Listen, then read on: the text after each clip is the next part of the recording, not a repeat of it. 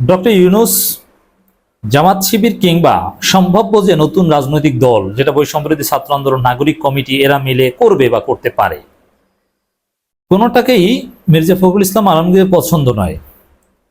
তার পছন্দ বিএনপির প্রতিপক্ষ হিসাবে আওয়ামী লীগ, এবং এটা আমরা বুঝে গিয়েছি। It's my explanation of Mirza ফখরুলস।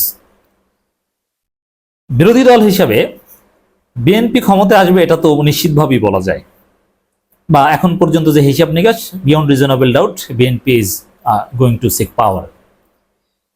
কিন্তু বিরোধী দল কারা হবে? জামাত শিবির, জামাত ইসলামী, না কিংবা বর্তমানে ডক্টর ইউনূসের যে শাসন চলছে নির্বাচিত সরকারের আগে, মানে এটাও বিএনপির কাছে ভালো লাগছে না। যত তাড়াতাড়ি এটা হটানো যায়, যত তাড়াতাড়ি ডক্টর ইউনূস বিদায় নেয়, কথা তো স্পষ্টভাবে বলছে যে যত তাড়াতাড়ি সম্ভব নির্বাচিত সরকারের হাতে ক্ষমতা দেন।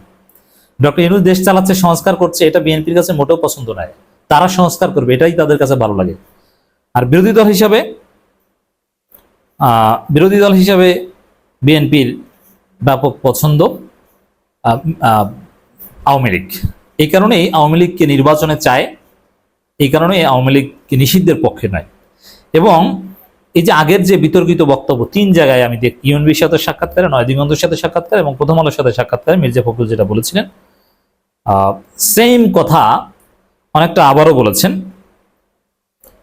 যে আবার -2 দেখতে চাই না। এখন -2 কি ছিল 111-এর সময়? -2 মানে খালেদা হাসিনা মাইনাস, -2 মানে বিএনপি আওয়ামী লীগ মাইনাস।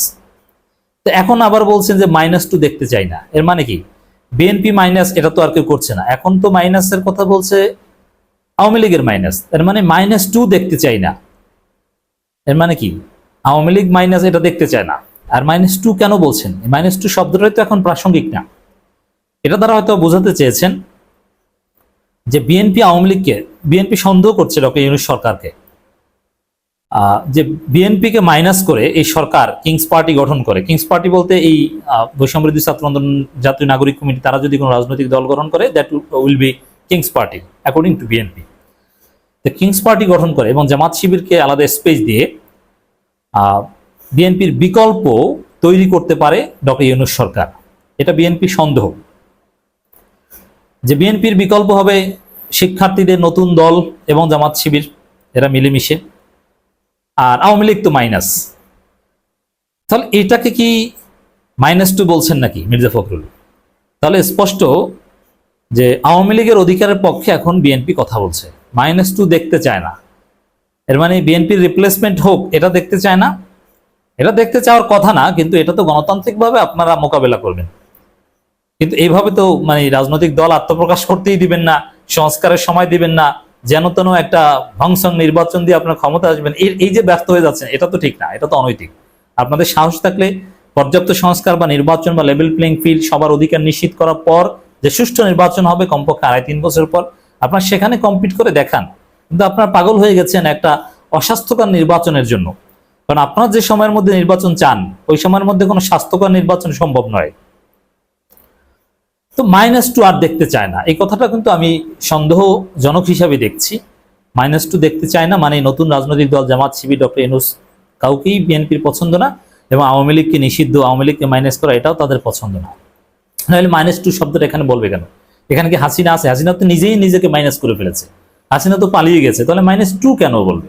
তিনি বলতে পারেন যে কিংস পার্টির বদলে বিএনপির রিপ্লেসমেন্ট হিসেবে কিংস পার্টি, বা এই ধরনের ষড়যন্ত্র আমরা দেখতে চাই না।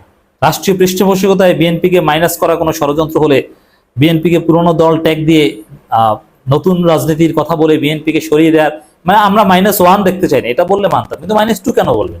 -2-র মধ্যে তো 1 ইজ আওয়ামী লীগ। তা আওয়ামী লীগের পক্ষে ভাবে কেন বলছেন? বুঝতে পারছেন আসলে মির্জা ফখরুলের প্রেমটা কোন জায়গায়? সাবেক ছাত্র ইউনিয়ন এরকমই হয়।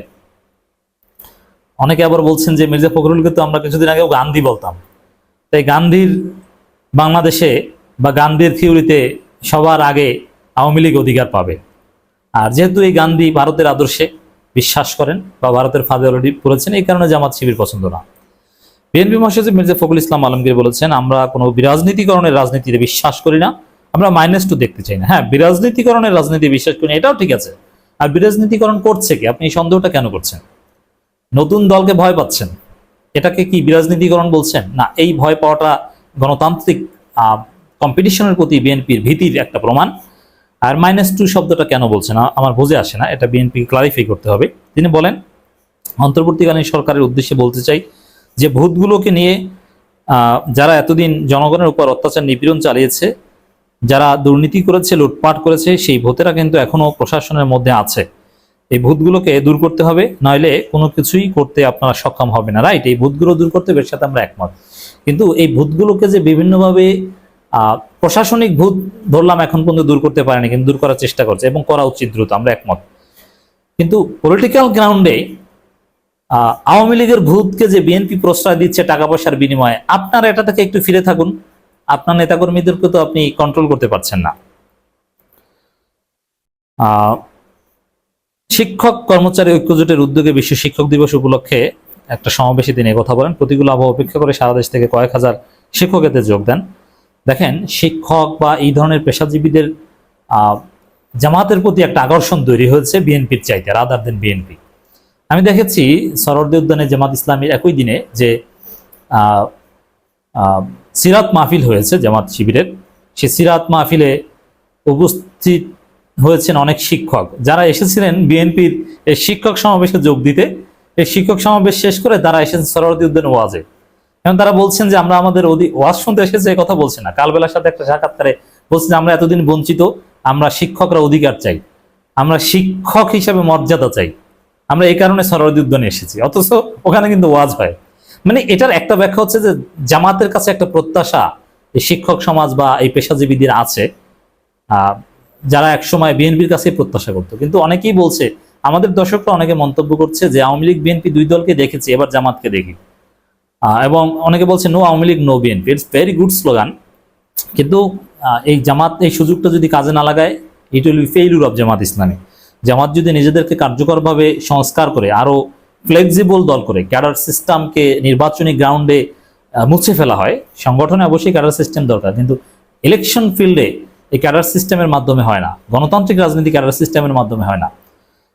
তো এই সুযোগটা যদি বিএনপি নিতে পারে, জামাত ইসলামী নিতে পারে, তাহলে ক্ষমতায় আসার সম্ভাবনা তৈরি হবে। কারণ জনগণের মধ্যে no Awami League no BNP, Awami League বিএনপিকে দেখেছি, এখন জামাতকে দেখবো, বা বিকল্প চাই, নতুন চাই। এখন নতুন ডেফিনেটলি প্রথমবার বৈষম্যবিরোধী ছাত্র আন্দোলন বা নাগরিক কমিটি হতে পারবে না। এই সুযোগটা কিন্তু জামাতের সুযোগ নেবে কিনা, দিস ইজ কোশ্চেন। আন্দোলন যারা করেছে, আমরা সবাই মিলে প্রফেসর ইউনূস সাহেবের নেতৃত্বে সরকারের দায়িত্ব দিয়েছি দেশকে সঠিক দিকে যাওয়ার জন্য, আমরা তাদের অবশ্যই সময় দিচ্ছি, সময় দেব। এই কথাগুলো বারবার বলেন, কিন্তু আপনারা তো এই বক্তব্য দেওয়ার পরেই ডক্টর ইউনূসকে চাপ প্রয়োগ করে নির্বাচনের ব্যবস্থার জন্য পাগল হয়ে গেছেন। আপনার সময় দেওয়ার কথা বলছেন, আবার চাপ দিচ্ছেন যে 6 মাস 3 মাসের মধ্যে নির্বাচন। এই চাপ প্রয়োগ করা থেকে ফিরে আসতে হবে। যাই হোক দর্শক, বিএনপির আকিদা, বিশেষ করে মির্জা ফখরুলের আকিদা পরিবর্তনের দরকার আছে। এখন মির্জা ফখরুলের এই বিতর্কিত বক্তব্যগুলোই বিএনপির বক্তব্য কিনা, তারেক রহমানের পক্ষ থেকে একটা ক্লারিফিকেশন আমরা চাই।